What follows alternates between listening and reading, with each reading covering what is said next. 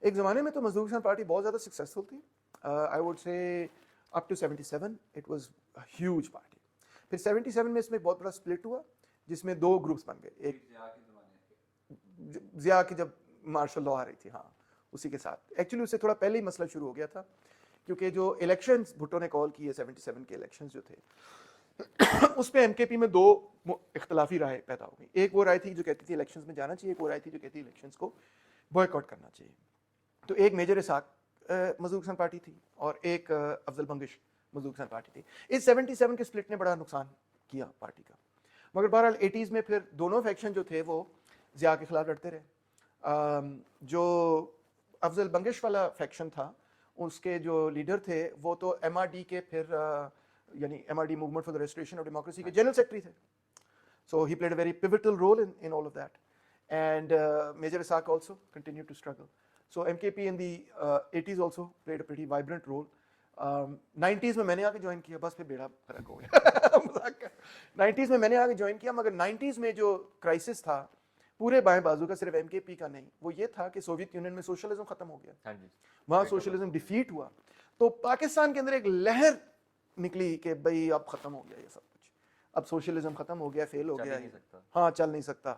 تو thousands of people basically left the left, you know, and said کہ اب socialism نہیں ہو سکتا. کسی نے این جی او بنا لی, کوئی ادھر چلا گیا, ادھر چلا گیا. ہیں ابھی بھی کچے پکے سارے سوشلسٹ, مگر وہ جو ہے نا ایک امید کی کرن وہ ایک طرح سے ٹوٹ گئی اور وہ ہوپ ٹوٹ گئی کہ we can do it. So your dad was in the Mazdoor Kisan Party? No, my dad was not in the Mazdoor Kisan Party. Never. He was a leftist? Yes, he is a Marxist and a leftist, but he was not. He's not a communist. آپ نے سمجھایا تھا نا کہ communist is the one who has a political affiliation. Well, you know, he would like to identify as a communist still. I mean, he still believes کہ communist society ہونی چاہیے, yes. But generally, I would say it's better to call him a Marxist. He says, I'm a Marxist. And of course, he believes as a Marxist کہ communist society قائم ہونی چاہیے, but he is not a member of any party. اب وہ کسی party کے ممبر نہیں, ان کی 76 سال عمر ہے. He is a cancer survivor. He is dealing with that very well, not letting his hopes down. ابھی دوپہر کو مل کے آئے ہوں تو وہ اپنا لکھتے ہیں, he is retired, مگر پھر بھی every day he writes his columns, his articles, etc. انہوں نے اپنا سینٹر وغیرہ بھی بنایا ہے, but he is not a member of any political party. اب ان کے لیے یہ عمر بھی نہیں, وقت بھی نہیں کہ he should be a member of a political party, but he does what he likes to do and he identifies as a Marxist and as a communist and as a leftist. تو ادھر سے ہم لوگ ایک اور بات اب کریں گے کہ آئیڈیولوجیکل اسٹیٹ اپیراٹس. جی, یہ اب اس کے اندر ہم لوگ پاکستان کے اندر آئیڈیولوجیکل اسٹیٹ اپیراٹس یوز کر کے ریلیجن اینڈ اسپیسیفکلی ایجوکیشن, ان کو کس طرح یوز کر کے لوگوں کو فالس کلاس کانشیسنس میں مبتلا. یہ تو کوئی مشکل تھیوریٹیکل کویسچن نہیں ہے. آپ نے بڑی اچھی ٹرم یوز کی, لوئی آلتھوزر کی, ideological state apparatus. Obviously church and schooling education وغیرہ کی بات کرتا ہے, تو ہم چرچ کی بات تو نہیں کریں گے, مگر مدرسوں کا ایک بہت بڑا نیٹ ورک ہے, اور آبویسلی ایجوکیشن کا ہیوج نیٹ ورک ہے پاکستان کے اندر. ملینز اسکول ٹیچرز ہیں یہاں پہ. انفیکٹ یو نو اتنے لوگ فوج میں نہیں ہیں جتنی بڑی فوج ٹیچرز کی ہے. پاکستان کی ریاست ان کو ہائر کرتی ہے, بہت ہیوج ملینز کی تعداد میں. On the government level, yes, government employees millions of school teachers, you know that. تو اب تو وہ پروونشل لیول پہ امپلائی ہوتے ہیں, پہلے فیڈرل لیول پہ تھے, بٹ بہرحال سو آبویسلی پھر گورنمنٹ طے کرتی ہے کہ یہ پڑھانا ہے, یہ پڑھانا ہے, یہ پڑھانا ہے. تو اس میں ضیاء کے پیریڈ کے اندر یو نو مجھے یاد ہے جب انہوں نے پاک اسٹڈیز نیا انٹروڈیوس کرا, اس سے پہلے ہم ہسٹری پڑھتے تھے, جس یو نو اس میں پاکستان بھی تھا, اس میں انڈیا بھی وغیرہ بھی تھا, مگر اس میں اور چیزیں دنیا بھی ہوتی تھی. پھر انہوں نے کہا نہیں, ہسٹری علیحدہ سبجیکٹ ہوگا, پاک اسٹڈیز ایز اے سبجیکٹ انہوں نے انٹروڈیوس کرایا, اس کو کمپلسری بنایا, اور اسلامیات کا بھی سلیبس انہوں نے چینج کیا. انفیکٹ ایک میں نے تو اسکول میں عربی بھی پڑھی تھی, ریگولر ایچ ایس این کا حصہ. اب پڑھاتے ہیں, پتہ نہیں, اچھا اب نہیں پڑھاتے. تو ہم جب آپ کی عمر کے تھے تو ہم عربی بھی پڑھتے تھے باقاعدہ. تو ایک پورا سبجیکٹ ہوتا تھا عربی, ہاں کمپلسری. ایچ ایس این میں کون سا وہ سارے ہی سبجیکٹ کمپلسری تھے. وہ تو ہائر سینئر کیمبرج میں جا کے آپ ایک چوز کر لیتے تھے, اور وہ چوز یہ ہوتا تھا کہ یا اکنامکس لے لو یا کیمسٹری لے لو. میتھ اور فزکس سب پڑھتے تھے, اور آپشنل ہوتا تھا کہ کیمسٹری ساتھ پڑھنی ہے, اکنامکس پڑھنی, بس اتنی چوائس ہوتی تھی وہ ایچ ایس سی میں جا کے. Otherwise every thing there was no choice. تو آپ نے وہ بک پڑھی ہے, the murder of history by کے کے؟ Of course. تو وہ بھی اس سے پتہ نہیں چلتا کہ گورنمنٹ نے کافی زیادہ چینج کی ہے. ہاں مجھے یاد ہے نا, جب پہلی ٹیکسٹ بک آئی, مجھے اچھی طرح یاد ہے جب وہ آئی, وہ کیا نام تھا ان کا, مبشر صاحب, یا پتہ نہیں میرا نام بھول گیا. میں نے اس کتاب کو رٹا مارا جیسے سارے مارتے ہیں, جنہ کے 14 پوائنٹس کا رٹا, اور you know Nehru Jinnah pact اور یہ وہ سب کچھ. تو اب میں اسکول کا بچہ تھا مگر مجھے اس میں اتنی گرامیٹیکل مسٹیکس نظر آتی تھیں، ہسٹوریکل مسٹیکس اس وقت کم نظر آتی تھیں کیونکہ اتنا پڑھا نہیں تھا. مگر پھر مجھے ویسے شوق ہوا، میں نے اسٹینلی والپرٹ کی کتاب جنا پڑھ لی، I was maybe your age. پھر اسٹینلی والپرٹ کی ہی کتاب زلفی بھٹو آف پاکستان بھی پڑھی. تو جیسے وہ میں نے وہ کتابیں پڑھی میں نے کہا یار یہ تو اور باتیں لکھی ہوئی ہیں، یہاں اور باتیں لکھی ہوئی. اس میں کے عزیز وغیرہ اور چیزیں نہیں پڑھی تھیں، مگر اندازہ ہو گیا کہ یہ صحیح نہیں ہے. پھر ویسے بھی اس میں بہت ساری چیزیں اس زمانے میں ایسی ہوتی تھیں، اب شاید نہیں ہے، مجھے نہیں پتا، میں نے نہیں دیکھا. اس زمانے میں ایسی باتیں ویسے مجھے اچھی نہیں لگتی تھیں. مثال طور پہ اس میں اس طرح کی باتیں لکھی ہوتی تھیں، Hindus are very wily people, they are very wicked people, چلاک. یہ بکس میں لکھا ہوتا یہ تھا. بکس میں لکھا ہوتا تھا. تو Gandhi was a very wily politician and Hindus were, یہ اس طرح کی باتیں لکھی ہوتی تھیں. تو مجھے اس وجہ سے بڑی عجیب لگتی تھی کہ یار یہ 1 بلین لوگوں کے بارے میں اتنی بڑی جنرلائزیشن، سارے ہی کے سارے ایسے ہوتے ہیں کیا؟ حالانکہ میرے کوئی ہندو دوست بھی نہیں تھے، میں جانتا بھی نہیں تھا، مگر اتنی میرے میں سینس تھی کہ بھائی یو نو اتنی بڑی جنرلائزیشن آپ 1 بلین لوگوں کے بارے میں کیسے کر سکتے؟ بہت بڑا اسٹیریوٹائپ مجھے لگتا تھا. تو بس مجھے ایسے محسوس ہوتا تھا کہ یہ، مگر اس وقت مجھے یہ لگتا تھا کہ چند جملے ہیں جو اچھے نہیں ہیں، اور گرامیٹیکل مسٹیکس بھی بہت تھیں، پنکچویشن مسٹیکس بہت نظر آتی تھی. اگر ایک اسکول کے اسٹوڈنٹ کو یہ چیزیں نظر آ رہی ہیں تو اندازہ کریں کہ بھائی یونیورسٹی پروفیسر کو وہ کیا لگے گا. تو بہرحال اس کی وجہ سے وہ کتاب اتنی کوئی ہمیں خاص نہیں لگتی تھی، مگر پھر بھی ہم نے اس کا رٹا لگا لیا. اور اس پیریڈ میں آئی ڈونٹ تھنک کہ میں یہ سوچتا تھا کہ یہ کوئی سارا ہی غلط ہے. ہم کہتے تھے کچھ حصے تھوڑے عجیب سے لگتے ہیں. مثال طور پہ ہمیں مجھے اس وقت بھی عجیب لگتا تھا جب یہ کہی جاتی تھی کہ بعد 7th سینچری میں جب ہمیں یہ بڑا گیپس نظر آتے تھے ہسٹری میں کہ وہ محمد بن قاسم کیم اور پھر ایک دم سے فاسٹ فارورڈ ہو جاتا تھا مغلز تک. صرف اسلامک ہسٹری 2 پیراگراف ہوتے تھے بیچ میں لودھی اور سلیو ڈائنسٹیز کے بارے میں. اور ہاں انڈس ویلی سویلائزیشن ہوتی تھی، پھر عربس کمنگ ٹو اسلام، پھر 2-3 پیراگراف اباؤٹ دیٹ، پھر اس کے بعد مغلس پہ تھوڑا سا ہوتا تھا اچھا بھلا، اور پھر اس کے بعد تحریک پاکستان. تو بڑی عجیب سی ہسٹری لگتی تھی جس میں بڑے بڑے ہولز تھے کہ یہ بیچ میں کیا ہوا اس پورے پیریڈ میں نا. اب وہ بڑی انٹرسٹنگ دلچسپ ہسٹری، آپ کو پتا ہے پرشینٹ ایج آف اسلام وغیرہ، سوری پرشینٹ ایج آف انڈیا وغیرہ، بڑی خوبصورت کتاب ہے اگر آپ کبھی پڑھیں. وہ ساری جا کے ایڈلٹ لائف میں بعد میں جا کے پڑھی. اگر وہ تھوڑی نالج بھی ہمیں اس وقت ہوتی نا کہ ویدک سویلائزیشن کیا ہے، کس طرح اسلام اور ویدک سویلائزیشن کے درمیان کیا کانٹرڈکشنز تھے، کیا سنتھسس پیدا ہوا، کیا ایشوز تھے، کچھ تھوڑی سی انڈرسٹینڈنگ ہوتی تو I think it would have been much more beneficial. تو میں نے تو پھر اس میں اس کو ایز اے سبجیکٹ بنایا نا، پھر اس کو پڑھا بیٹھ کے. مگر اکثر لوگ آپ کو پتہ ہے اسکول میں پڑھتے ہیں، پاس کرتے ہیں، پاس کرنے کے بعد آگے کوئی دوسری کتاب ہی نہیں پڑھتے، انلیس کہ کوئی گریڈ لگ رہے ہو کتاب ہی نہیں پڑھتے. تو پھر وہی چیزیں رہ جاتی ہیں نا ان کے ذہن کے اندر، وہی خاکہ رہ جاتا ہے تاریخ کا جو اسکول سے آپ کو ملا ہوا ہے. اس وجہ سے نہیں کہ لوگ اس کو پہچان نہیں سکتے کہ اس میں فلاز ہیں، اس وجہ سے کہ آپ نے کبھی آپ نے کبھی اس کو پھر ایکسپلور ہی نہیں، آگے کر ہی نہیں سکے. It's not a good thing to do that. I think ایک holistic view ہونا چاہیے، ایک nuanced اور complex view ہونا چاہیے ہسٹری کے بارے میں to understand what really happened. اب یونیورسٹی لیول کے اوپر بھی education is still controlled by the government? Of course. I mean, university it depends on the university. Not lumps like some. ہاں نہیں، گورنمنٹ کی یونیورسٹیز تو پھر گورنمنٹ کا چارٹر ہوتا ہے نا. اب اگر یونیورسٹیز کا یہ ہوتا ہے کہ گورنمنٹ کافی ان کو لیٹیٹیوڈ بھی دیتی ہے یونیورسٹیز کو. گورنمنٹ یہ کہتی ہے کہ اگر آپ سرٹن لائک HEC کا جو ہے وہ اس میں یہ ہے کہ آپ نے یہ چیز کرنی ہے. آپ نے مثال طور پہ پاک اسٹڈیز لازمی پڑھانی ہے، آپ نے اسلامیات لازمی پڑھانی ہے، اور ان چیزوں کے دائرے کے اندر رہنا، اور ان چیزوں میں آپ پھر اس میں آپ کے پاس لیٹیٹیوڈ ہے کہ آپ اس کو اپنے طریقے سے پڑھا بھی سکتے ہیں. سو آپ آپ نے پاکستان کی ہسٹری کا کورس وغیرہ پڑھانا ہے، مگر وہ کورس نہیں بھیج رہے آپ کو، وہ آپ کو براڈ آؤٹ لائنس بتا رہے ہیں کہ یہ چیزیں آپ نے کور کرنی ضرور. مگر اس کو پھر آگے آپ خود بھی اس میں as a professor, as a university lecturer, آپ اس کو خود بھی آگے ڈیولپ کر سکتے ہیں، اس پہ اپنا اوپینین بھی دے سکتے ہیں. After all university is a university, تو ایسے اٹس ناٹ اے اسکول. تو اس میں ایک لیٹیٹیوڈ زیادہ ہوتا ہے، اسکول سے زیادہ لیٹیٹیوڈ ہوتا ہے. اسکول میں بہت کم لیٹیٹیوڈ ہوتا ہے، یونیورسٹی میں اس کے مقابلے میں زیادہ لیٹیٹیوڈ. اب یہ اوبیسلی یونیورسٹی پہ ڈیپینڈ کرتا ہے، وائس چانسلر پہ ڈیپینڈ کرتا ہے، انڈیویجول انسٹرکٹر پہ ڈیپینڈ کرتا ہے کہ وہ کتنا اس لیٹیٹیوڈ لیتا ہے، کتنا نہیں لیتا. That depends on them as well. مجھے ایک آپ کی بات کافی اچھی لگتی ہے کہ آپ نے یہ ساری چیزیں کمیونزم، سوشلزم، ٹروٹسکی وغیرہ اب یوٹیوب پہ اپنے لیکچرز ڈال کے لگاتے ہیں. Thank you. تو آپ نے وہ سندھی کے اندر بھی اپنی کتاب ابھی ٹرانسلیٹ کروائی ہے. دوسری ہے میری سندھی میں. دوسری، ماشاء اللہ.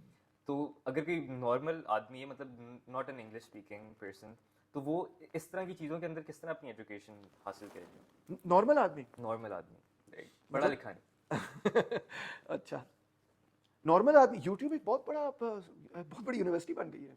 मतलब बिल्कुल इन डेप्थ चीजें समझने के लिए कि हाँ, what's in going depth on के लिए जो है ना किताब पढ़ना बहुत ज़रूरी है। मगर यूट्यूब जो है ना आपको बहुत सारी बेतहाशा इंफॉर्मेशन मुफ्त की दे देता है। मगर इशू अब सिर्फ यही है कि ज़्यादातर इंफॉर्मेशन अंग्रेज़ी में है। अगर आप मगर अब कुछ लोग कोशिश कर रहे हैं कि उसको उर्दू में लेके आया जाए, जैसा मैं भी उनमें से एक अब जिस तरह हम लोगों का, मैंने आपको शायद बताया था कि मेरा एस्ट्रोनॉमी का एनजीओ कि हम लोग अच्छा। We go to underprivileged schools and teach astronomy. How amazing.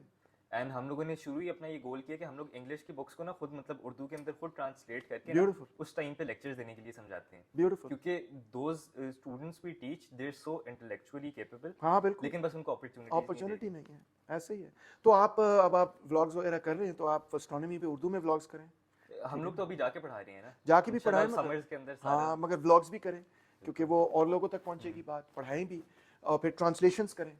अब आपको पता होगा कि जिस पीरियड को हम समझते हैं कि मुसलमानों की सबसे साइंटिफिकली स्पीकिंग गोल्डन एज थी जिसमें सबसे ज़्यादा तरक्की हुई, तो वो तरक्की की बुनियाद हारून अल रशीद के दौर के अंदर और मामून अल रशीद के दौर के अंदर रखी गई, और वो रखी गई थ्रू अ ट्रांसलेशन मूवमेंट जो कि अलकिंदी ने शुरू की। और उनका पहला काम ही ये था कि जितना ग्रीक लिटरेचर है उसको ट्रांसलेट करो, फिर हिंदू जो चीज़ें उनको पढ़ो उनको ट्रांसलेट करो, चाइना से पढ़ो, इधर से पढ़ो, हर जगह से पढ़ के ट्रांसलेट करो। सो मेरा भी ये ख्याल है कि दुनिया के अंदर जो इल्म है जब तक उसको हम ट्रांसलेट, अगर आपने हर चीज़ दोबारा इन्वेंट करनी है तो आप करके देख लें, मगर उसमें टाइम बड़ा लगेगा। अगर आप ट्रांसलेट कर लें तो वो एक्सेसिबल हो सकती है। तो ये दो तरीके हैं आजकल की दुनिया में। एक तो ये है कि यूट्यूब से बहुत इंसान सीख सकता है, और मैं तो आपको पता है हर हफ्ते में 2-3 वीडियो अपलोड करता हूँ, और मेरी तो कंप्लेंट ही होती है कि लोग देखते क्यों नहीं है और देखा करें, इतनी मेहनत से मैं बनाता हूँ, अच्छी वीडियोस हैं और देखें। तो मैंने यही कोशिश की है कि कुछ तो है प्योरली उर्दू में होती हैं, कुछ इंग्लिश में होती हैं। इंग्लिश में इसलिए होती हैं क्योंकि जिस यूनिवर्सिटी में पढ़ाता हूँ वहाँ पे इंग्लिश मीडियम है ना, तो वो मुझे फिर थोड़ा सा अंग्रेजी में भी बोल, और कई टर्म्स भी हैं ऐसी जो ज़्यादा इंग्लिश में है वो सीखनी पड़ती हैं। अगर आप उर्दू में भी कोई चीज़ कर रहे हैं तो बहरहाल आपको अंग्रेजी की टर्म सीख लेनी चाहिए, क्योंकि वो बड़ी यूज़फुल है। और बहुत सारी टर्म्स हैं इंग्लिश की जिनका कि अच्छी ट्रांसलेशन नहीं है हमारे पास उर्दू में, और ज़रूरत नहीं हो बस वही अपने उर्दू ज़बान का हिस्सा बना लें। वो टर्म्स आप जो साइंटिफिक टर्म्स हैं उनको उर्दू ज़बान का हिस्सा बना लें। इंग्लिश ज़बान के अंदर इतनी सारी लैटिन के वर्ड्स हैं, फ्रेंच के वर्ड्स हैं, इवन हिंदी के वर्ड्स हैं। तो इनफैक्ट जो ओरिजिनल इंग्लिश ज़बान है वो तो अब इंग्लिश ज़बान की एक माइनॉरिटी सी रह गई है। अब जिसको हम इंग्लिश ज़बान कहते हैं, ऑक्सफोर्ड डिक्शनरी के अंदर जो होती है उसके अंदर जो अक्सर वर्ड्स हैं वो ओरिजिनल इंग्लिश के वर्ड्स नहीं हैं, हाँ वो लोन वर्ड्स हैं from other languages. So that's what we should do, we need to translate, and I think online material government को डालना चाहिए। मैं बात करूँगा उनके आईटी के लोगों से कि भाई कुछ डालो यार, एजुकेशनल मटेरियल डालो। और काफी मतलब अनटैप्ड जगह है कि आप अगर कोशिश करें ना तो कैपेबिलिटीज इतनी ज्यादा है बच्चों की, लेकिन बस आप पढ़ाने की कोशिश नहीं करते। ह्यूज पोटेंशियल है। आप सिखा सकते हैं लोगों को यार ये माइक कैसे बनाना है, यार ये फ़ोन कैसे बनाना है, टेक्निकल स्किल्स सिखा सकते हैं आप, हिस्ट्री सिखा सकते हैं, इकोनॉमिक्स सिखा सकते हैं, दुनिया जान की हर चीज़ सिखा सकते हैं। इतना आसान हो गया। लेकिन ये इधर तो फेलियर ऑफ एजुकेशन सिस्टम नहीं आएगा, तो इसी तरह उसको आप हल कर सकते हैं ना फेलियर को, कि अभी जो ट्रेडिशनल एजुकेशन है उसमें आप टीचर के साथ बैठे हैं, वो अपने नोट्स में देखें, फिर आपको ब्लैक बोर्ड में सिखाएगा, वो सारी चीज़ें यूट्यूब पे आप डाल दें, मुफ्त में पहुंच जाएंगी, टीचर का टाइम भी बच जाएगा। तो इस तरह सोसाइटी आगे बढ़ेगी। मीन्स ऑफ कम्युनिकेशन अब इतने एडवांस हो गए, उनको यूज़ करना चाहिए। अब वो सवाल थे कुछ लोगों के, जरूर पूछें। लोगों ने कहा था कि आपने जो औरत मार्च है आप उसके खिलाफ थे और आप कहते थे कि मैं एक अपना औरत मार्च करूंगा। खुदा ना करे मैं कैसे औरत मार्च कर सकता, मैं औरत ही नहीं हूँ। मतलब एक आप अपना ऑर्गेनाइज करेंगे, आपने कहा था शायद।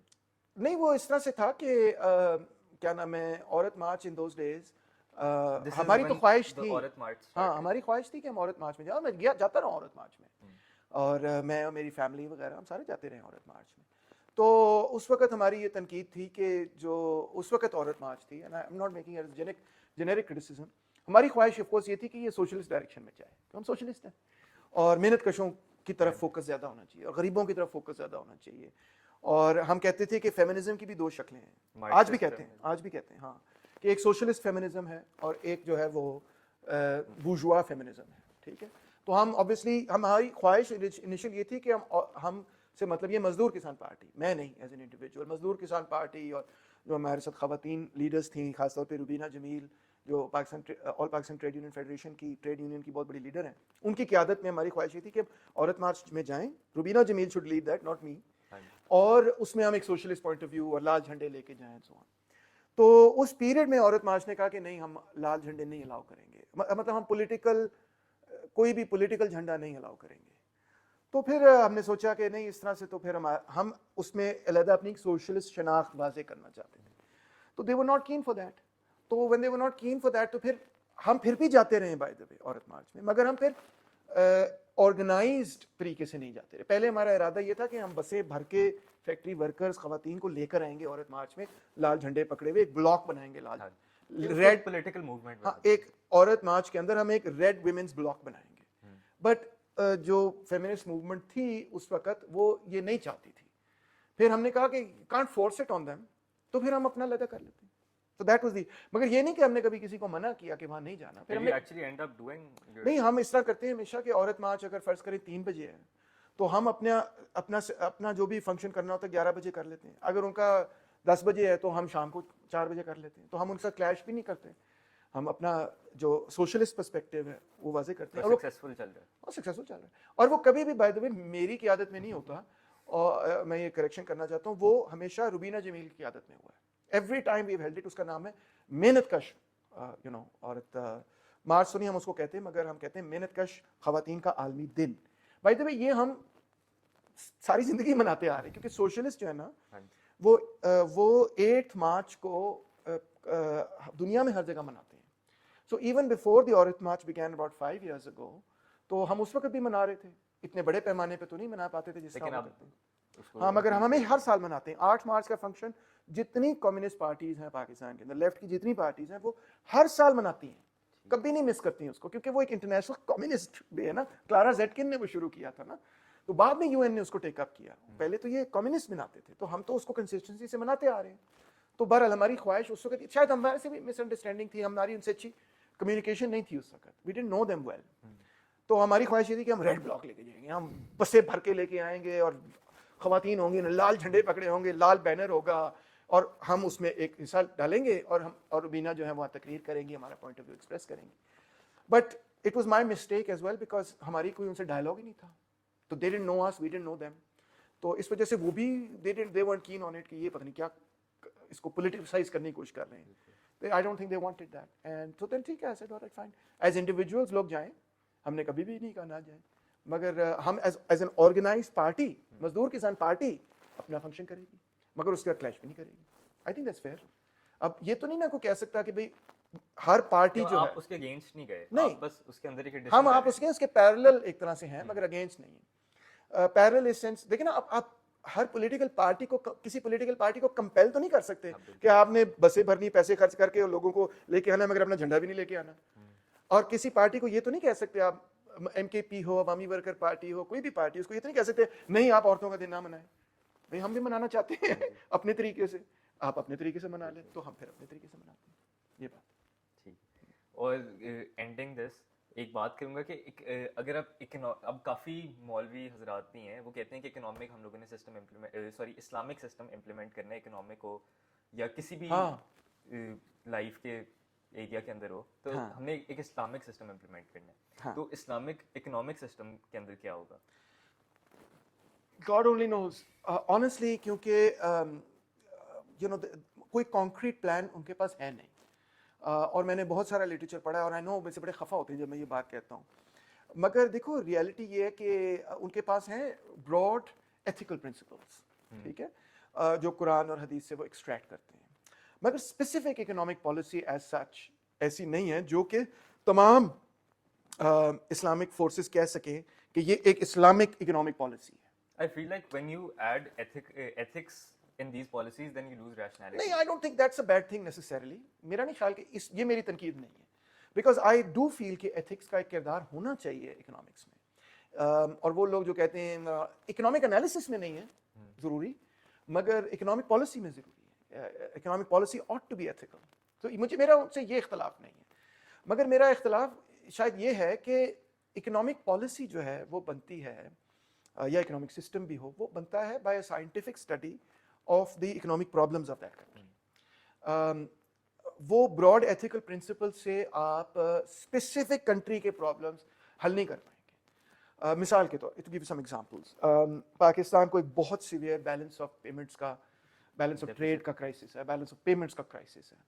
اب اس کرائسس کو سالو کرنے کے لیے آپ کو فیکٹس اینڈ فگرز دیکھنے پڑیں گے اینڈ سو آن. سالو تو کرنا ہی ہے، آپ کو دیکھنا پڑے گا کیا پالیسی بنانی پڑے گی، ہمیں امپورٹ ریسٹرکشنز کرنی پڑیں گی، کوٹاز لگانے پڑیں گے، ٹیرفس لگانے پڑیں گے. مگر پھر ہم 95 میں WTO کے ممبر بن گئے، ہمارے پھر تو وہ ہمارے خلاف بھی ٹیرف لگ سکتے ہیں یا ہمیں MFN ختم ہو سکتا ہے. So what do we do? اب اس کا ریلیجن سے ایسا تعلق نہیں، اس کا یہ ہے کہ آپ کو نٹی گریٹی سمجھنا ہے کہ وہ معاملات کیا ہیں. سو لہٰذا آپ کو سمجھنا ہوگا. فار ایگزامپل میں بڑا کنٹروورشل ہوں اس معاملے میں، کنٹروورشل بات کہنے جا رہا ہوں، مگر میرا خیال ہے ڈار کی پالیسی بڑی اچھی تھی، حالانکہ سارے کہتے پھرتے ہیں اور ڈار نے خراب کر دیا. مگر میرا خیال ہے کہ ڈالر کو دبا کے رکھنا بہت ضروری ہے پاکستان کے لیے، کیونکہ جب ڈالر چڑھتا ہے تو پاکستان کے اندر ایک سپلائی شاک آتا ہے، وہ سپلائی شاک پوری اکانومی کو تباہ برباد کر جاتا ہے. سو آف کورس ڈار صاحب پہ میری تنقید یہ ہوگی کہ وہ صرف ڈالر کو نیچے رکھنے سے کچھ نہیں ہونے لگا جب تک ایکسپورٹس نہیں بوسٹ ہوتے، کیونکہ اس کو آرٹیفیشلی آپ تھوڑی دیر کے لیے سپریس تو کر سکتے ہیں، مگر اگر آپ ایکسپورٹس کو نہیں بوسٹ کریں گے تو سونے اور لیٹر وہ چڑھ جائے گا رائٹ. سو مگر آرٹیفیشلی اس کو سپریس کریں اور اس کے ساتھ ایک اور پالیسی لے کے آئیں جس کے نتیجے میں آپ کے ایکسپورٹس بڑھیں. ٹھیک ہے، یہ بہت ضروری ہے. اب سو اینی وے یہ تو خیر اسپیسیفکس ہیں نا، اور اسپیسیفکس ہیں لینڈ ریفارم کی بہت زیادہ ضرورت ہے ہمیں، اور اسپیسیفکس یہ ہیں کہ پبلک سیکٹر کو کیسے ریوائیو کرنا ہے. ٹھیک ہے، اور اسپیسیفکس یہ ہیں کہ ہیلتھ اینڈ ایجوکیشن کے بارے میں کیا کرنا ہے. تو میں ہمیشہ یہ کہتا ہوں کہ اگرچہ ویسے براڈلی جو اگر آپ موٹی موٹی باتیں کریں تو جو اسلامک پارٹیز ہیں وہ اتنے پرو پرائیویٹائزیشن نہیں ہیں جس طرح کے بہت سارے نیو لبرل اور لبرل حضرات ہوتے ہیں، وہ اتنی پرو پرائیویٹائزیشن نہیں ہے. کئی دفعہ وہ پرائیویٹائزیشن کے خلاف سٹانس بھی لے جاتی ہے، اسٹینڈ بھی لے جاتی ہے. اور جنرلی ان کا جو ماڈل ہے وہ یہ ہے کہ مکسڈ اکانومی ہونی چاہیے، اور ہمارا بھی تقریباً یہی ماڈل ہے کہ مکسڈ اکانومی ہونی چاہیے. مگر بیونڈ دیٹ اس کو ایک جس طرح سے وہ کہتے ہیں کہ یہ کیونکہ اسلامک فریم ورک میں جب وہ ڈال دیتے ہیں تو مجھے اس میں جو آپ کہہ لیں کہ انٹلیکچولی پرابلمیٹک بات لگتی ہے وہ یہ لگتی ہے کہ look we are trying to solve certain very secular problems in the country. by secular problems I mean کہ وہ اس دنیا کے مسائل ہیں اور اس میں ہمیں بالکل نان ڈوگمیٹک طریقے سے پوسٹ ماڈرنسٹ پرابلم نہیں پوسٹ ماڈرنسٹ نہیں میں کرتا ہوں، بس کہہ رہا ہوں کہ اس دنیاوی مسائل ہیں وہ، اس میں آپ نے اکنامک ریسورسز کی ایلوکیشن کو ٹھیک کرنا ہے، کریکٹ کرنا ہے. اس میں جو کنٹمپرری ایشوز ہیں پاکستان کی اکانومی کو ان کا سائنٹیفک انالیسس چاہیے اور ان کا سائنٹیفک سلوشن چاہیے. وہ سلوشن آپ کو اس کو کسی کسی بھی ریلیجس ٹیکسٹ کو، ہر ریلیجس ٹیکسٹ کی بڑی عزت کرتا ہوں، مگر وہ ریلیجس ٹیکسٹ سے آپ نہیں اخذ کر سکتے. جس طرح کہ آپ کینسر کا کیور ریلیجس ٹیکسٹ سے نہیں حل کر سکیں گے. آپ کو کیا کرنا پڑے گا؟ آپ کو سیل کے اندر جا کے سمجھنا ہوگا کہ سیل کے ساتھ مسئلہ کیا ہے، کون سے ڈفرنٹ کائنڈز آف کینسرز ہیں، ان کو حل کرنے کا طریقہ کیا ہے، اس کو سائنٹیفکلی اسٹڈی کرنا پڑے گا. اسی طرح آپ کو پاکستان کے معاشی مسائل حل کرنے کا سلوشن 7th سینچری کے اکنامک پرابلم سے نہیں ملے گا یا ایون 9th سینچری کے اکنامک پرابلم سے نہیں ملے گا. آپ کو ملے گا by purely scientific study of the problems today. ہاں، پھر ان کو آپ سمجھیں کہ یہ ہے مسئلہ، اس کو سائنٹیفکلی حل کریں، ٹھک کر کے جو سلسلہ آگے پھر بڑھے گا. میرا خیال ہے کہ I hope کہ Islamic parties can be open to this possibility. I don't know if they can, but I hope they can be open to it کہ اس کو ڈوگما نہیں بنانا، ریلیجس ڈوگما نہیں بنانا. بہت کچھ کرنا پڑتا ہے اکنامکس میں اپنی منزل کے پہنچنے کے لیے. آپ کو بڑا پریگمیٹکلی اور بڑی عقل مندی سے چلنا پڑتا ہے. ایک مثال دیتا ہوں، چائنا لے لو، ویتنام لے لو. اب چائنا کمیونسٹ اسٹیٹ، ماوسٹ اسٹیٹ، ٹھیک ہے نا، ماؤ زے تونگ وغیرہ، مگر انہوں نے کیا کیا؟ انہوں نے کہا یار ہمیں ٹیکنالوجی چاہیے. ٹیکنالوجی تو پائی امریکہ کے پاس ہے. امریکہ سے ٹیکنالوجی لینے کے لیے انہوں نے کچھ سیکٹرز کو کھولنا شروع کیا، پرائس کنٹرول ساتھ لگائے، اسٹیٹ کنٹرول اوپر لگائے، نیچے سے یہاں سے کنٹرول، یہاں سے کنٹرول، یہاں سے کنٹرول، ٹیکنالوجی ٹرانسفر کر کے خود ہی وہ فون جو باہر پہلے کیلیفورنیا میں بنتا تھا وہ اب چین میں بنتا ہے. بالکل. ویتنام نے بھی ایسے کیا. ویتنام نے اتنی لمبی جنگ لڑی امریکہ کے خلاف، سب جانتے ہیں ویتنام وار کتنی لمبی جنگ تھی کہ ملینز آف لوگ امریکہ نے ویتنام کے مارے. ایسے ہی ہے، ملینز. اچھا، اور پھر جب ویتنام آزاد ہوا اس کے بعد امریکہ نے ان پہ اکنامک سینکشنز لگا دیے اور پھر WTO میں بڑھنے نہیں دیا ان کو. تو ان کے اوپر 20 سال 75 کے بعد بھی 20 سال ان کے اوپر اکنامک سینکشنز رہے. Do you know this?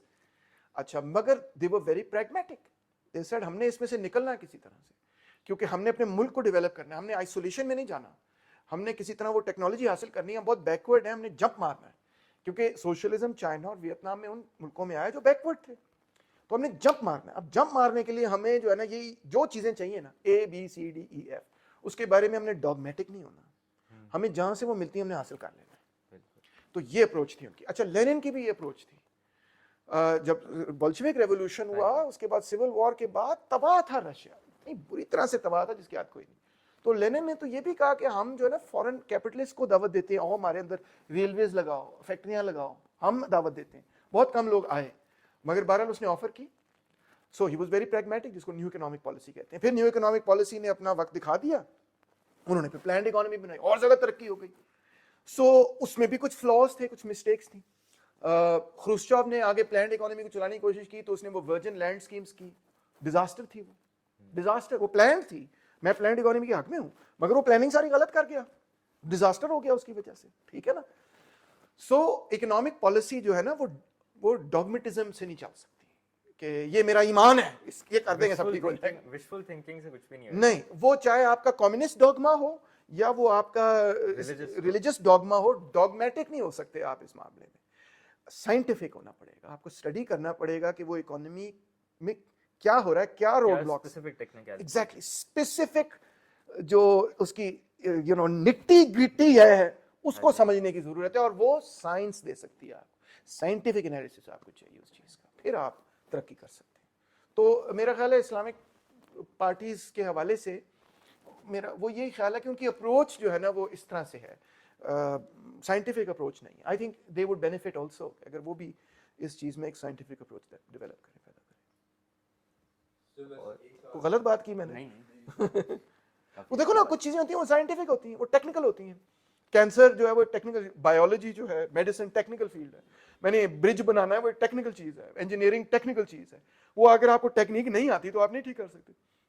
Economics भी ऐसी ही चीज है, उसमें भी आपको अगर नहीं पता, इस तरह तो आपने जब सोशलिज्म लेकर आना है आपने तब भी सारे मसले technique absolutely correct. Just because आप डॉगमेटिकली कहते हैं सोशलिज्म एथिकली बड़ा अच्छा आइडिया है, गरीबों का भला करो, तो डजंट मीन कि आप उसको बनाने में कामयाब होंगे जब तक आप समझेंगे नहीं कि भाई करना क्या है फिर उसके बाद। और उसको समझने के लिए आपको इन डेप्थ स्टडी चाहिए अपनी सोसाइटी। मेरा ये सवाल है कि सोशलिज्म इन थ्योरी तो मतलब बहुत अच्छा है, मैंने भी पढ़ा है, सारों ने पढ़ा है, सोशलिज्म एक आइडियलिस्टिक सी चीज है, लेकिन जब भी वो इम्प्लीमेंट होता है वो सक्सेसफुल क्यों नहीं होता? नहीं सक्सेसफुल होता है, ये तो ऐसी प्रोपेगेंडा बनाया हुआ लोगों ने, और खासतौर पे कैपिटलिस्ट ने।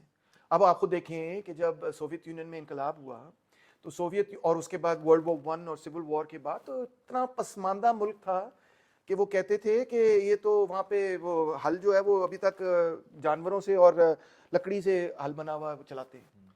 और सोवियत यूनियन देखते देखते with in couple of decades उसने इतनी तरक्की की। 22 में it was a devastated famine ridden country, वहाँ फैमिन होते थे सोवियत यूनियन में, 22 में फैमिन हुआ, सिविल वॉर के दौरान फैमिन हो रहा था सोवियत यूनियन में, इतने बुरे हालात थे।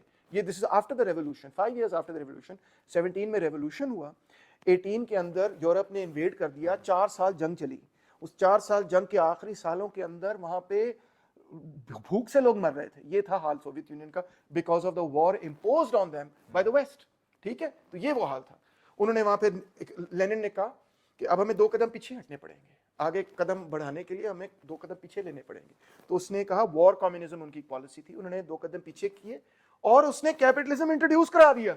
और उसकी किताब है, उस किताब में वो लिखता है कि अगर हमारे पास स्टेट कैपिटलिज्म डेवलप हो जाए तो this will be in advance for our economy, क्योंकि अब हम इस वक्त हम उससे भी पीछे चले गए, इतने हम पसमानदा हो गए। उसने वो किया, फिर उसने वो करने के बाद फिर बोल्शेविक्स ने फैसला किया कि अब इसने जो करना था वो कर दिया, अब हम प्लान्ड इकोनॉमी डेवलप करते हैं। That was the first great plan in in the history of economics, जो फर्स्ट 5 ईयर प्लान था इनका। और किस मुल्क ने प्लानिंग की थी?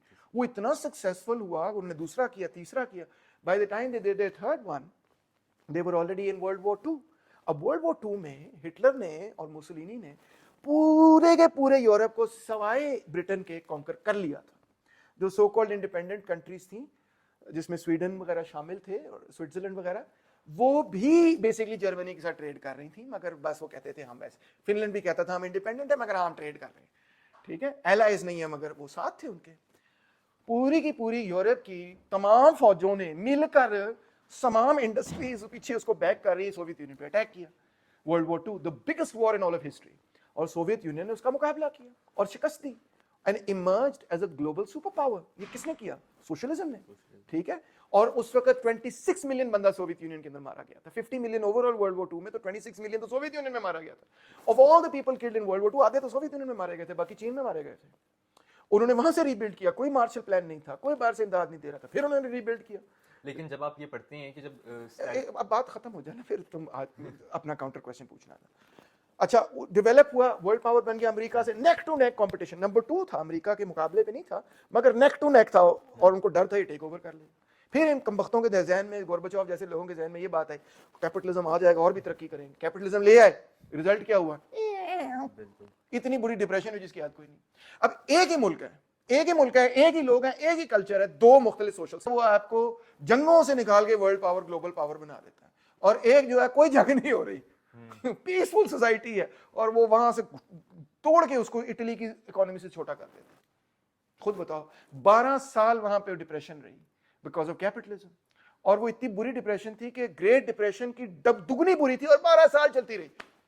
पूरी इंडस्ट्री तबाह हो गई सोवियत यूनियन की। फिर जब रशिया की गवर्नमेंट ने ये कहा 12 साल बाद, ये गोर्बाचोव के आने के बाद की बात, ये येल्सिन के पीरियड में हुआ, 12 साल बाद उन्होंने ये कहा हम तो लुट गए, चल ही नहीं रहा कैपिटलिज्म। फिर उन्होंने ये किया कि ऑयल और गैस को दोबारा से स्टेट कंट्रोल में लिया, फिर जाके उनकी इकोनॉमी स्टेबलाइज होनी शुरू हुई। अभी भी वो बेचारे रुड़क ही रहे हैं सिर्फ। ग्लोबल पावर नहीं है, वो सुपर पावर नहीं है, कुछ भी नहीं है। सो एक ग्लोबल पावर उसको सोशलिज्म ने बनाया। अब दूसरी तरफ देख लो चीन, चाइना ने कितनी प्रैग्मेटिकली चले हैं वो, ठीक है ना, कई different policies. Even Maoist period में एक पॉलिसी नहीं थी, 50s में एक और पॉलिसी थी, फिर उसके बाद ग्रेट लीप फॉरवर्ड के अंदर उन्होंने एक और पॉलिसी ट्राई की, कल्चरल रेवोल्यूशन में एक और पॉलिसी थी, डेंग पीरियड में एक और पॉलिसी थी, अब जी पीरियड में एक और पॉलिसी है, जी जिनपिंग पीरियड में एक डिफरेंट पॉलिसी अपनाई जा रही है। वो ये कह रहे हैं बाय 2050 हमने एडवांस स्टेज ऑफ सोशलिज्म में एंटर हो जाना है। अगले 25 सालों के अंदर हमने जो कैपिटलिज्म के साथ फ्लर्टिंग मारी है, जिससे हमने टेक्नोलॉजी ट्रांसफर किया, इसको हम आहिस्ता आहिस्ता वाइंड अप करके प्योर सोशलिज्म में चले जाएंगे बाय 2050। ये उनकी कांग्रेस का फैसला है। सो यू सी के कम्युनिस्ट जो हैं, वियतनाम बहुत तरक्की कर रहा है, वहाँ कम्युनिस्ट पार्टी की लीडरशिप है। China and Vietnam are the fastest growing countries in the world. तो हम जो लेफ्ट के लोग हैं, हम इकोनॉमिक इशू को डॉगमेटिकली नहीं सॉल्व करते, हम इकोनॉमिक प्रॉब्लम्स को साइंटिफिकली सॉल्व करेंगे। और इससे मतलब ये है कि हमारे लिए सोशलिज्म एक डॉगमा नहीं है, हमारे लिए सोशलिज्म मजहब नहीं है, इट्स नॉट अ रिलीजन, ठीक है ना, it's a policy. It's a policy. Policy क्या है कि हमने रियासत का जो बुनियादी फरीजा है वो ये है कि maximum welfare for the people. ये अब जो मैं इसका आपको रिबटल देने लगा था कि लोग सोशलिज्म को as a way of authoritarianism समझते हैं, जिस तरह स्टालिन के टाइम पे हुआ था। इतनी ज़्यादा फैमाइन्स होती थी, लेकिन उसने कंट्रोल करके रखा हुआ था, कोई पब्लिक नॉलेज नहीं थी। मतलब ये, अब मुझे स्टेटिस्टिक्स नहीं पता, लेकिन लोगों का है ना, काउंटर्स, लोग ये कहते हैं। हाँ। और कोई एक, I don't remember the name, लेकिन एक स्टोरी है कि एक बच्चा था जिसके अम्मी अब्बू ने एक्स्ट्रा वीट ले ली थी स्टेट से। Oh God. समझ लग गई है ना आपको कौन सी स्टोरी? पता नहीं कौन सी स्टोरी है, मगर ऐसी कई स्टोरीज, अपने बच्चों को खा लिया, ये कर लिया, वो कर लिया। उस बच्चे के अम्मी अब्बू ने एक्स्ट्रा वीट, एक्स्ट्रा राशंस लिए, चोरी किए स्टेट से, और उसके बाद उस बच्चे ने स्टेट को अपने अम्मी अब्बू के पकड़वा दिया और मार दिया स्टेट ने मार दिया। कभी हो सकता है। और बच्चे को काफी ज्यादा पब्लिसाइज किया कि दिस इज व्हाट कम्युनिज्म। कभी हो सकता है, आई मीन कि अम्मी अब्बू को डेथ सेंटेंस दे देंगे, वो हो ही नहीं सकता। इससे नहीं था, ये स्टैखोवाइट मूवमेंट थी एक, जिसका बात का बतंगड़ बनाया गया है। वो मूवमेंट ये थी कि एट वन टाइम इनको आउटपुट बढ़ाने की ऑब्वियसली थ्रू आउट ही बड़ी ज़रूरत थी, मगर इन्होंने ये मूवमेंट शुरू की कि वॉलंटरी लेबर शुरू किया जाए। और वर्कर्स ने, स्टाखोव एक वर्कर था, उसने वॉलंटरी लेबर करना शुरू कर दिया बड़े पैमाने पे कि हमने बिल्ड करना है सोवियत यूनियन को।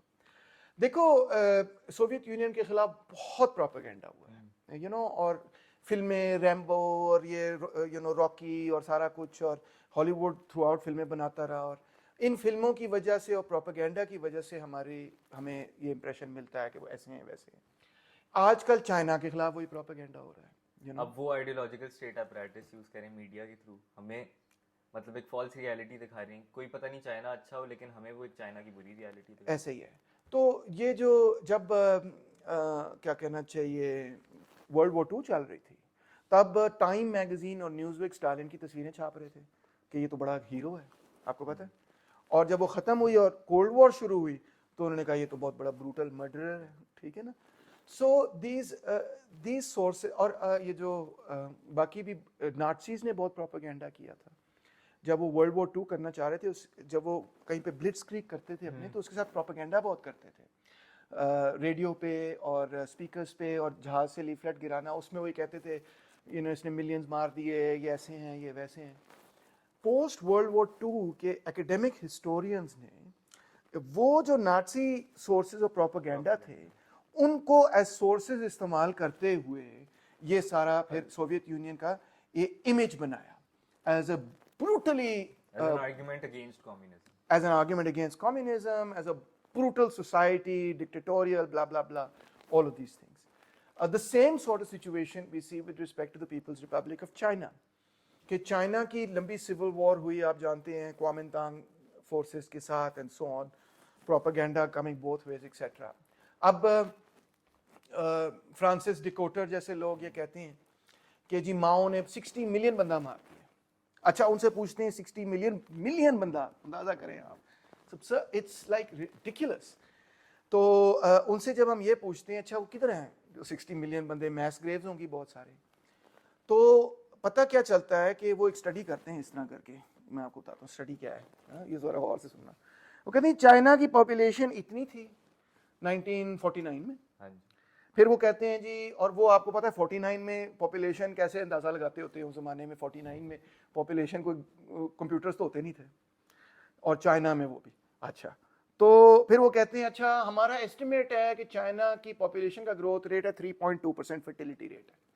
इसके हिसाब से, इस फर्टिलिटी रेट के हिसाब से 1980 तक चाइना की पॉपुलेशन होनी चाहिए थी जी 1 बिलियन, और हमें पता चलता है कि चाइना की पॉपुलेशन जो है ना वो है एक्चुअली 40 बिलियन, 60 मिलियन लोग कम है उसकी पॉपुलेशन।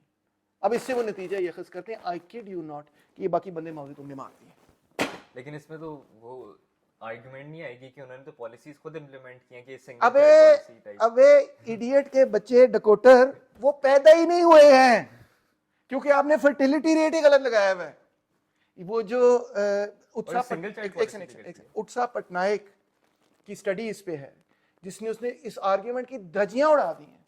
उसने कहा है कि भाई आप कहते हैं ये 30 मिलियन लोग माओ ने मारे हैं, और मुझे ये बताएं कि ये पैदा कब हुए 30 मिलियन लोग जो माओ ने मारे हैं। तो अपनी पॉलिसी कोई कह रहे हैं गलत है? नहीं मेरी जान, बात ये है कि this is just statistical manipulation.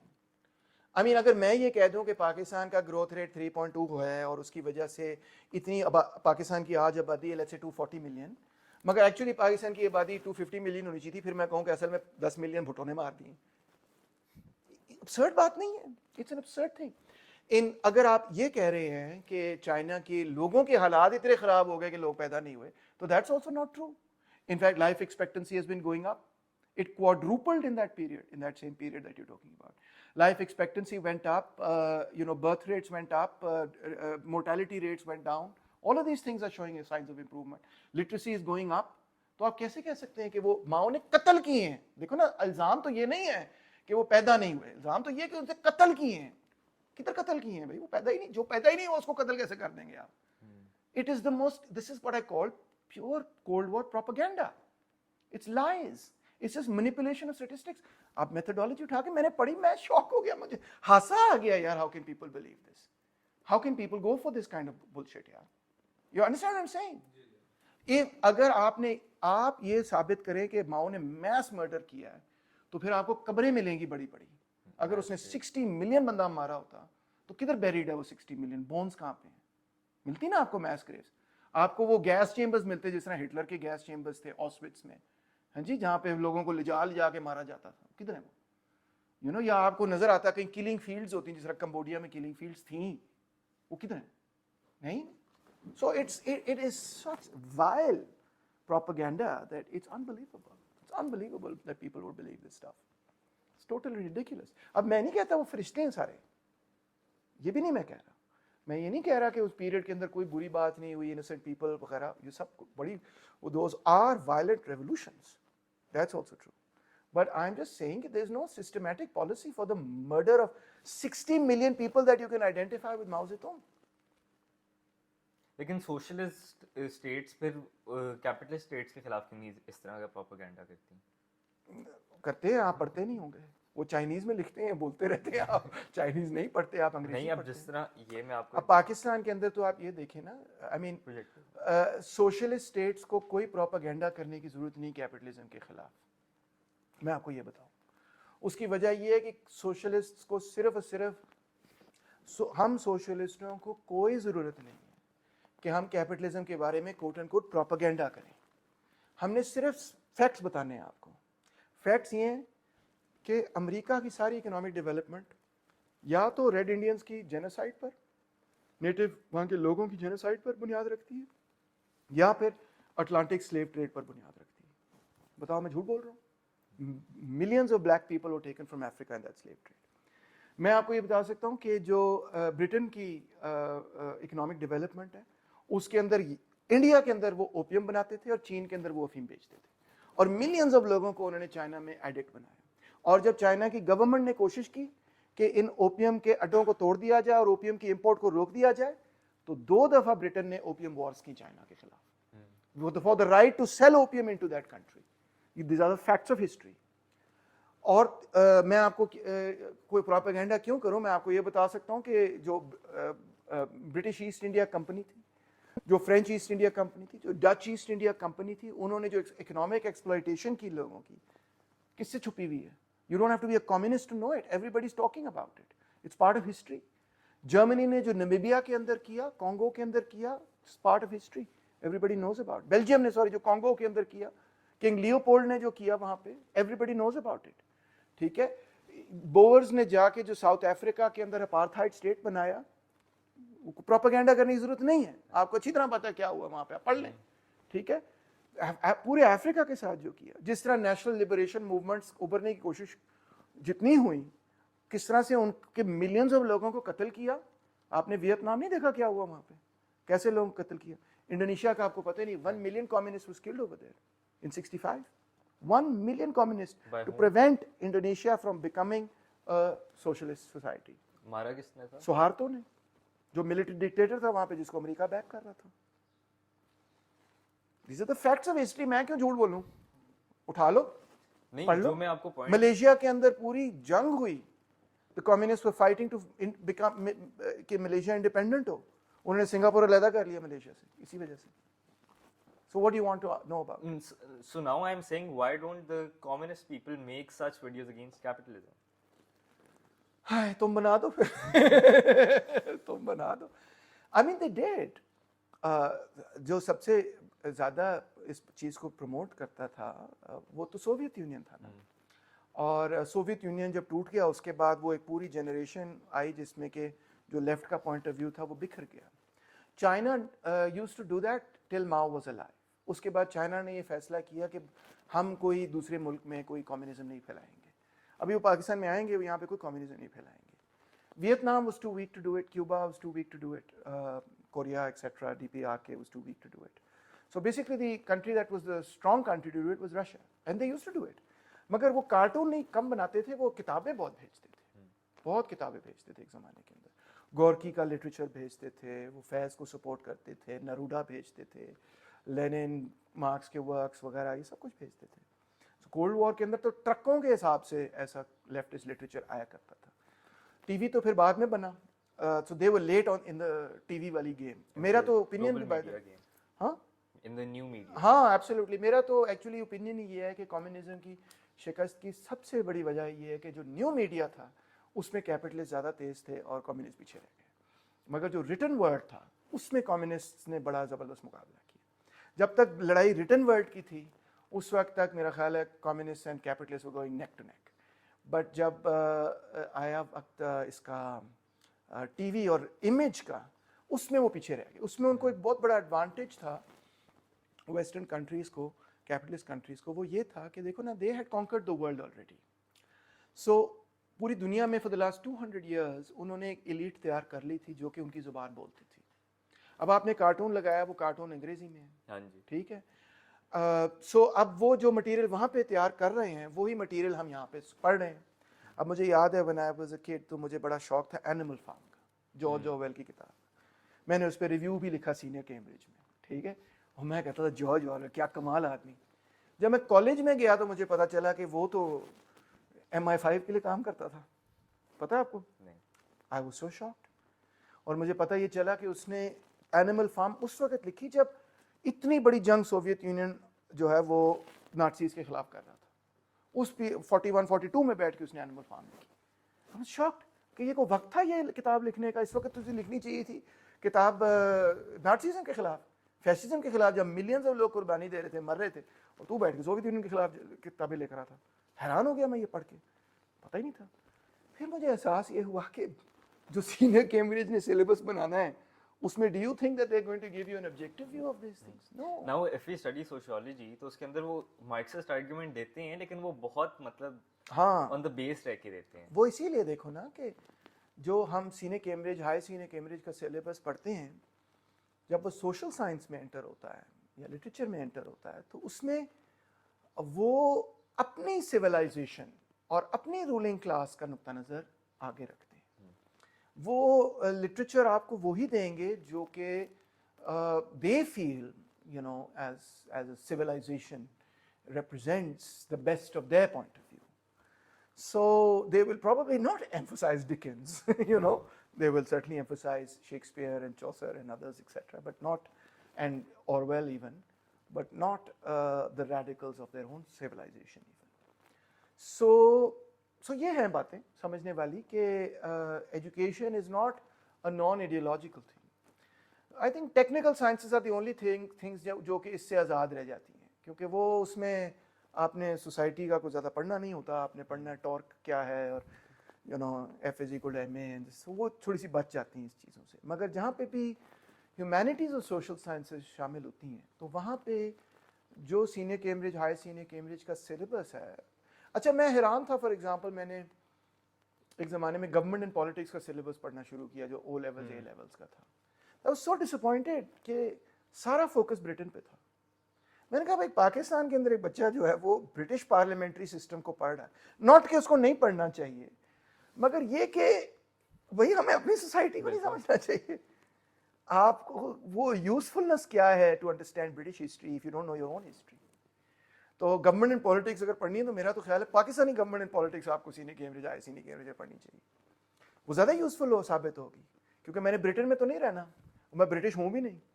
تو اٹس یوزفل ٹو نو کہ برٹن میں کیا ہو رہا ہے. آئی نو کہ برٹن میں کیا ہوا, مگر by the time you graduate from an English medium school تو آپ انگلش لٹریچر کو زیادہ جانتے ہیں, اردو لٹریچر کم جانتے ہیں, پنجابی لٹریچر تو زیرو جانتے ہیں.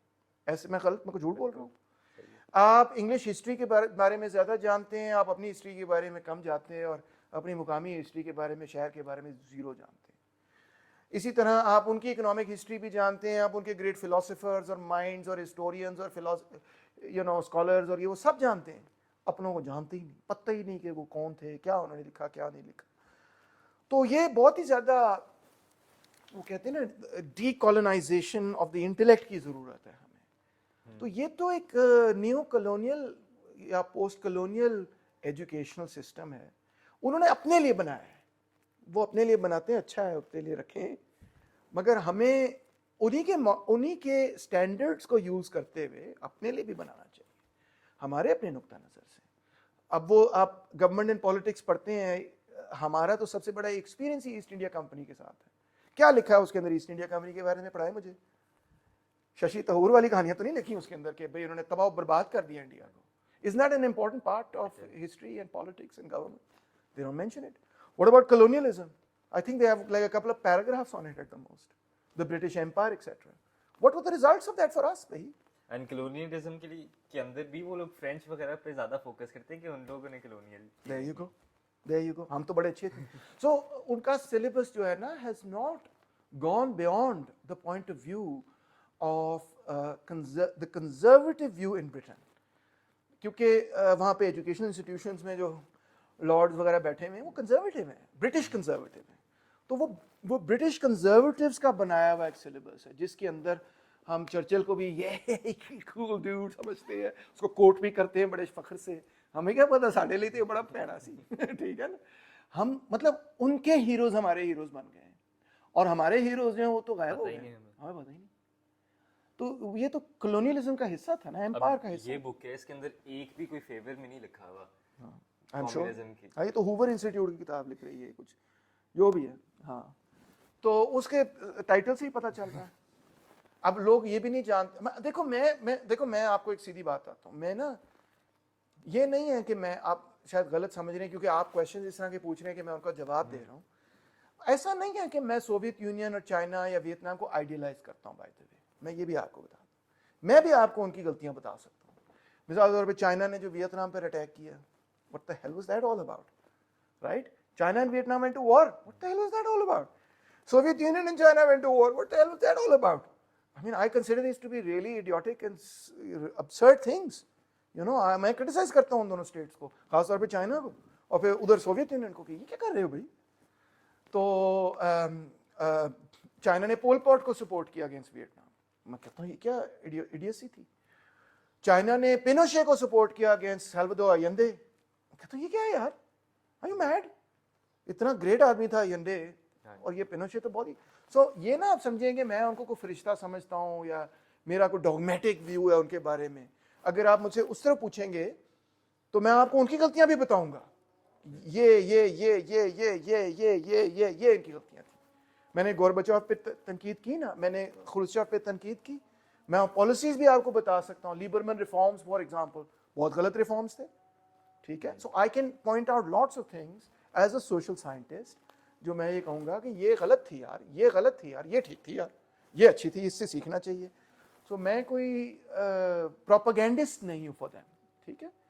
और नाम, और मैं ऑन द अदर हैंड भी देख लूँ कि मैं अपने लेक्चर्स में जो ग्रेट चीज़ें हैं वेस्टर्न सिविलाइजेशन के बारे में वो भी पढ़ाता हूँ। मैं लॉक भी पढ़ाता हूँ, मैं हॉब्स भी पढ़ाता हूँ, मैं रूसो भी पढ़ाता हूँ, मार्क्स भी उसका हिस्सा है, वेस्टर्न सिविलाइजेशन का हिस्सा है। मैं उनके स्कॉलर्स ग्रेट मैकियावेली भी पढ़ाता हूँ, राइट। ये तो नहीं कि मैं कहता हूँ बकवास सारा western bullshit, no, excuse my language, no. मेरा view as a social scientist ये है कि मैं अगर वहाँ तनकीद करता हूँ, यहाँ तनकीद भी करता हूँ, मेरा पैमाना जो है तनकीद का या किसी चीज़ को एक्सेप्ट करने का वो यही है। नंबर एक, जो चीज़ लॉजिक, एविडेंस, साइंटिफिक है, जो अपील करती है, और दूसरी वो चीज़ जो कि हमारी अपनी सोसाइटी की डेवलपमेंट में हमारे लिए पॉजिटिव असबाक ला सकती है। ये दो मेरे क्राइटेरिया। मैं कहता हूँ अगर मुझे कुछ चीज़ मिलती है किसी और सिविलाइजेशन में, हिंदू सिविलाइजेशन में मिले, बुद्धिस्ट सिविलाइजेशन में मिले, सिखों में मिले, किसी में भी मिले, मैं कहूँगा यार ये उनकी बड़ी ज़बरदस्त क्वालिटी है भाई, इससे सीखना चाहिए हमें।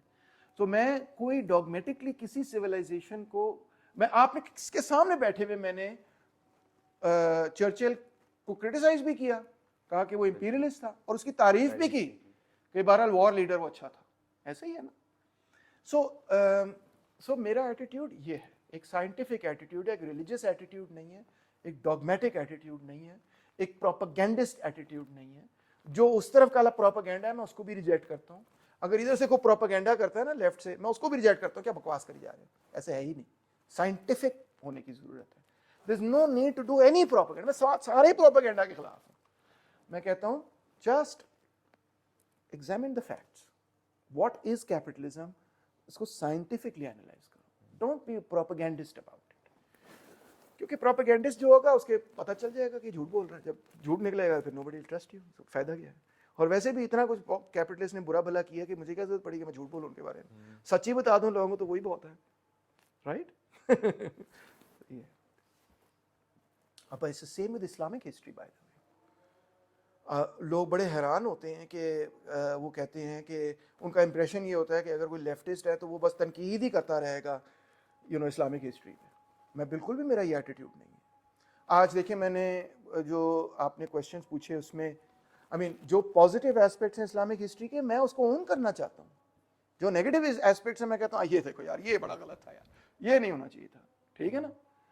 तो सेम विद हिंदू हिस्ट्री और whatever, same with our own society, same with, आप देखिए इमरान खान, मैंने उसकी तारीफ भी की।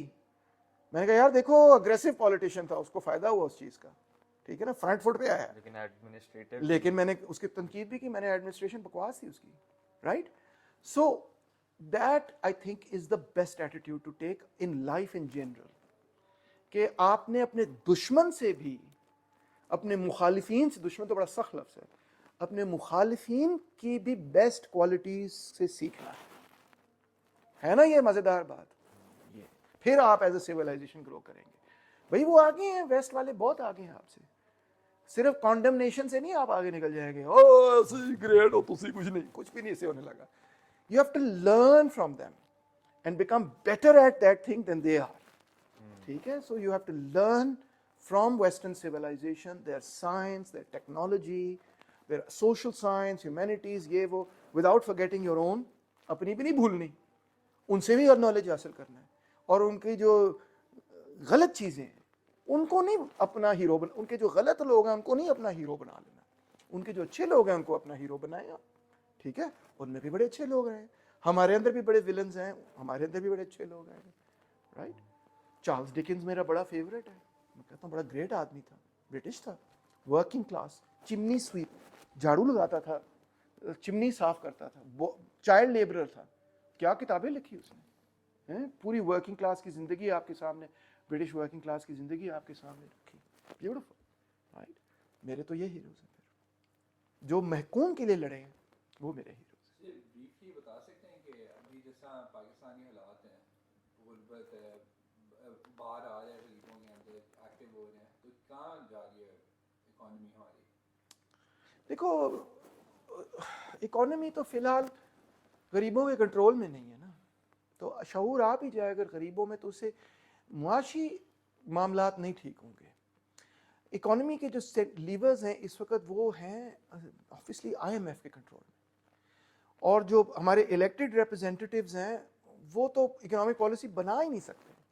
پہلے سے معاہدہ ہو چکا ہے کہ یہ پالیسی ہوگی, کوئی بھی گورنمنٹ آپ لے آئیں, عمران خان کی لے آئیں, فلانا لے آئیں, اس کو یہ پالیسی فالو کرنی پڑے گی, because government of Pakistan has already accepted that policy unless they break with the IMF. وہ بڑی ریڈیکل بات ہوگی, کوئی بھی اس کے لیے تیار نہیں ہے فرینکلی اس وقت. کسی کے پاس اکنامک گیم پلان ہی نہیں ہے to be able to manage that even, ماں سوائے کچھ لوگوں کے. مگر بات یہی ہے کہ آئی تھنک شعور کا تعلق اس وقت معاشی حالات سے نہیں ہے. معاشی حالات جو ہیں وہ ہے جو میکرو اکنامک پالیسی بن رہی ہے اس وقت, وہ یہی ہے کہ سبسڈیز فی الحال ریموو ہوتی چلی جائیں گی, ٹیکسز فی الحال بڑھتے چلے جائیں گے, government spending on the poor and working class reduce ہوتی چلی جائے گی, وہی مانیٹری فسکل پالیسی, ہاں وہی نیو لبرل پالیسیز, اور کیا کہنا چاہیے انٹرنیشنل ٹریڈ پہ کوئی روک تھام نہیں کی جائے گی.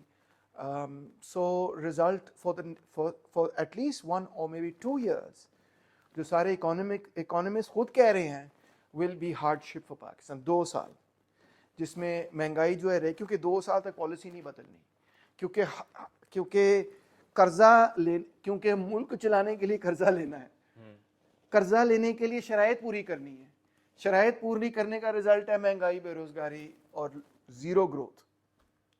2 سال کے لیے یہ کرنا ہے ابھی آپ کو, سوچو. تو اس سے اصل کوشچن جو ہے نا وہ یہ ہے, جو and I think we can conclude on this particular note. میری ساری کی ساری بات کا جو نچوڑ نکالنا نا آڈینس نے, جس بندوں نے اتنے 2 گھنٹے یہ لیکچر سن لیا ہے ہمت کر کے, وہ یہ ہے کہ look, our civilization was conquered by the British, by the Europeans. Europeans نے آ کے اس پورے علاقے کو فتح کر لیا.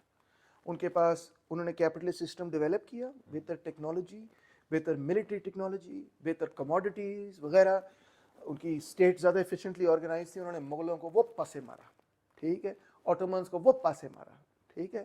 انہوں نے ساری کی ساری سویلائزیشنس پر تقریباً افریکنس کی تو دھجیاں اڑا دیں, 400 سال ان کو غلام بنا دیا.